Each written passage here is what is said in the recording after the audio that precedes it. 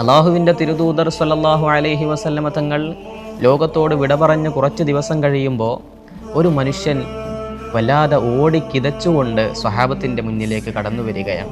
എന്നിട്ട് പറയുന്നു, എനിക്ക് നന്നാവാൻ താല്പര്യമുണ്ട്, എനിക്ക് നന്നാവാൻ എന്തെങ്കിലും മന്ത്രമോ എന്തെങ്കിലും കാര്യങ്ങളുണ്ടെങ്കിൽ പറഞ്ഞു തരണം. അവർ ചോദിച്ചു, റസൂലുള്ളാഹി സ്വല്ലല്ലാഹു അലൈഹി വസല്ലമ തങ്ങൾ ജീവിച്ചിരിക്കുന്ന കാലത്ത് ഇത്രയും കാലം നിങ്ങൾ എവിടെയായിരുന്നു? റസൂലുള്ളാഹിൻ്റെ വഫാത്ത് കഴിയാനാണോ നിങ്ങൾ കാത്തിരുന്നത് എന്ന രൂപത്തിൽ അവർ തിരിച്ചു ചോദിക്കുമ്പോൾ ആ മനുഷ്യൻ പറയുന്ന വല്ലാത്തൊരു വർത്താനുണ്ട്. ഞാൻ ഇത്രയും കാലം തെറ്റ് ചെയ്യുമ്പോൾ എനിക്കൊരു ഭയവും ഉണ്ടായിരുന്നില്ല. കാരണം ഖുർആനിൽ അള്ളാഹുവിൻ്റെ റസൂലിന് അള്ളാഹു ഒരു കരാറ് നടത്തിയിട്ടുണ്ട്, ഒരു ഉറപ്പ് കൊടുത്തിട്ടുണ്ട്.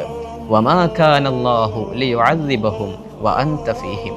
യാ റസൂലല്ലാഹ്, അങ്ങ് ദുനിയാവിൽ ജീവിച്ചിരിക്കുന്നിടത്തോളം കാലം ഒരു അദാബും അങ്ങിലേക്കോ അങ്ങയുടെ ഉമ്മത്തിലേക്കോ നാം നൽകുകയില്ല എന്ന് അള്ളാഹു ഖുർആനിലൂടെ മുത്തുനബിക്ക് ഒരു ഉറപ്പ് നൽകിയിട്ടുണ്ട്. അതുകൊണ്ട് ഇത്രയും കാലം റസൂലുള്ള ദുനിയാവിൽ ഉണ്ടാകുമ്പോൾ എനിക്ക് തിന്മ ചെയ്യാൻ യാതൊരു മടിയും ഉണ്ടായിരുന്നില്ല. കാരണം ഒരു അദാബും എന്നിലേക്ക് ഇറങ്ങൂലല്ലോ എന്ന ധൈര്യമായിരുന്നു എനിക്ക്. പക്ഷേ ഇന്നെൻ്റെ റസൂലുള്ള വിട പറഞ്ഞിരിക്കുകയാണ്. ഇനി എനിക്ക് തെറ്റ് ചെയ്യാൻ പേടിയുണ്ട്. അതുകൊണ്ട് നന്നാവാൻ ഞാൻ തീരുമാനിച്ചിട്ടുണ്ട്. ഇതിൻ്റെ മറുപടി പരിശുദ്ധമായ ഖുർആൻ തന്നെ നൽകുന്നുണ്ട്. നബിയെ, വമാ കാനല്ലാഹു മുഅദ്ദിബഹും വഹും യസ്തഗ്ഫിറൂൻ. അങ്ങ് ജീവിച്ചിരിക്കുന്ന കാലം അങ്ങിലേക്ക് അങ്ങയുടെ ഉമ്മത്തിലേക്ക് ഒരു അദാബും നാം ഇറക്കില്ല എന്നതുപോലെ അങ്ങയുടെ വഫാത്തിന് ശേഷവും ഒരു അദാബും നാം ഇറക്കാതിരിക്കണമെങ്കിൽ വഹും യസ്തഗ്ഫിറൂൻ, അവർ ഇസ്തിഗ്ഫാർ ചെയ്യുന്നവരാകണം യാ റസൂലല്ലാഹ്.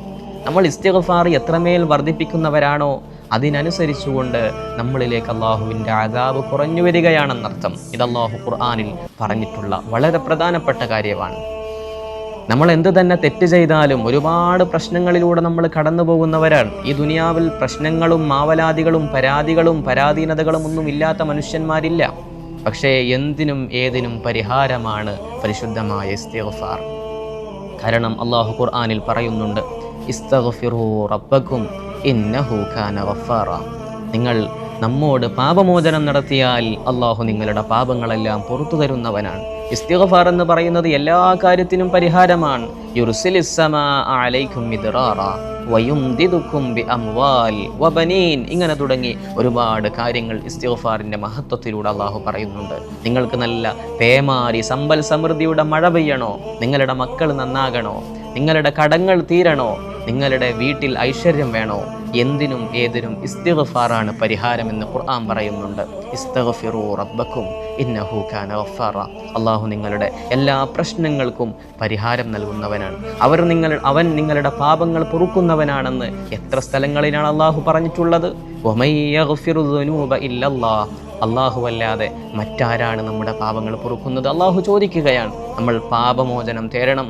നമ്മൾ മടിച്ചു നിൽക്കരുത്. ഞാൻ ദുആ ചെയ്താൽ അള്ളാഹു സ്വീകരിക്കുമോ, ഞാൻ ഒരുപാട് തെറ്റ് ചെയ്യുന്നവനല്ലേ എന്ന ചിന്ത ഒരിക്കലും നമ്മളിൽ ഉണ്ടാകാനേ പാടില്ല.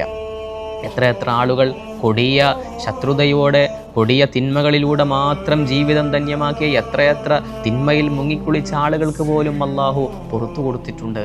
ഈ റമദാൻ മാസം തൗബയുടെ മാസമാണ്. നമുക്ക് വേണ്ടി നമ്മൾ ദുആ ചെയ്യണം. നമ്മുടെ മാതാപിതാക്കൾക്ക് വേണ്ടി നമ്മളൊന്ന് ദുആ ചെയ്യണം. നമ്മുടെ പ്രിയപ്പെട്ട മക്കൾക്ക് വേണ്ടി നമ്മളൊന്ന് ദുആ ചെയ്യണം. പുതിയ കാലത്ത് നമ്മുടെ മക്കൾ വളരെ നമ്മളിൽ നിന്ന് നഷ്ടപ്പെട്ടു പോകുന്ന ഒരു കാലഘട്ടത്തിലാണ് നമ്മൾ ജീവിച്ചു കൊണ്ടിരിക്കുന്നത്. സ്വന്തം ഉമ്മയെപ്പോലും സ്വന്തം വാപ്പയെപ്പോലും സ്വന്തം ഉസ്താദുമാരെപ്പോലും കൂടെപ്പിറപ്പായ സുഹൃത്തുക്കളെപ്പോലും തിരിച്ചറിയാൻ പറ്റാത്തൊരു കാലഘട്ടത്തിലൂടെയാണ് നമ്മുടെ മക്കൾ സഞ്ചരിച്ചു കൊണ്ടിരിക്കുന്നത്. വഴിവിട്ട ബന്ധങ്ങളിലേക്ക് സഞ്ചരിച്ചു കൊണ്ടിരിക്കുകയാണ്. ഓരോ ദിവസവും കാണുന്ന കാഴ്ചകളും കേൾക്കുന്ന വാർത്തകളുമെല്ലാം നമ്മളെ ഹൃദയത്തിനെ വല്ലാതെ നൊമ്പരപ്പെടുത്തുന്നതാണ്.